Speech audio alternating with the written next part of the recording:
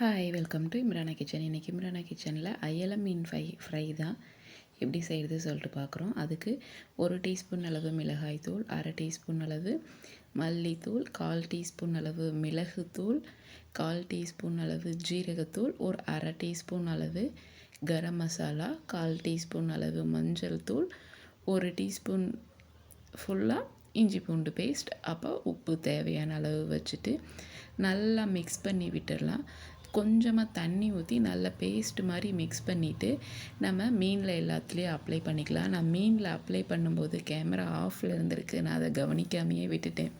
இந்த மாதிரி பேஸ்ட் மாதிரி மசாலா கலந்து வச்சுட்டு அந்த மீனில் கீரை விட்டுருக்கோம்ல, அதுக்குள்ளே அந்த வயிற்று பக்கம் எல்லாத்துலேயுமே உள்ள மசாலா சாடுற மாதிரி கலந்து வச்சுக்கணும். எல்லா பக்கமுமே மசாலா உள்ள வெளியே அந்த மீனில் கட்டில் எல்லாத்துலேயுமே மசாலா பிடிக்கிற மாதிரி கலந்து வச்சுட்டு ஒரு 1/2 மணி நேரம் இது ஊற விட்டுட்டு ஒரு தோசைக்கல்லில் எண்ணெய் ஊற்றிட்டு நம்ம அப்படியே முழு மீனாகவே ஃப்ரை பண்ணி எடுத்துக்குவோம்.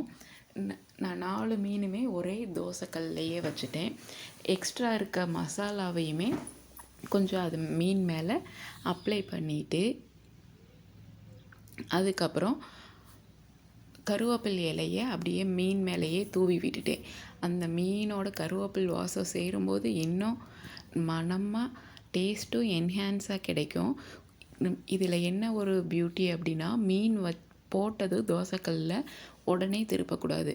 கொஞ்சம் நேரம் வரையும் நல்லா வேக விட்டு திருப்பணும். அப்படின்னா மீனோட தோல் தோசைக்கல்லில் ஒட்டாமல் நமக்கு அப்படியே எப்படி நம்ம மீன் பொரிக்க போட்டோமோ அப்படியே தோலோடையே மீன் ஃப்ரை ஆகி சூப்பராக கிடைக்கும். அதே மாதிரியே திருப்பி போட்டு ஒரு 2 ஸ்பூன் எண்ணெய் ஊற்றிட்டு மிச்சம் இருக்க மசாலாவையுமே அந்த மீன் மேலே அப்படியே ஸ்ப்ரெட் பண்ணி விட்டுட்டு 2 பக்கம் திருப்பி போட்டு நல்லா மொறுன்னு ஃப்ரை பண்ணி எடுத்தோம் அப்படின்னா நமக்கு அயல மீன் ஃப்ரை ரெடி. நல்லா கருவேப்பில் மணத்தோட சூப்பராக அந்த மசாலாவுமே நல்லா காரசாரமாக உள்ளே பிடிச்சி சூப்பராக வந்திருந்தது. இந்த வீடியோ உங்களுக்கு பிடிச்சிருந்துச்சுன்னா லைக் பண்ணி ஷேர் பண்ணி சப்ஸ்கிரைப் பண்ணுங்கள். நீங்களும் இதே மாதிரியே ட்ரை பண்ணி என்ஜாய் பண்ணுங்கள்.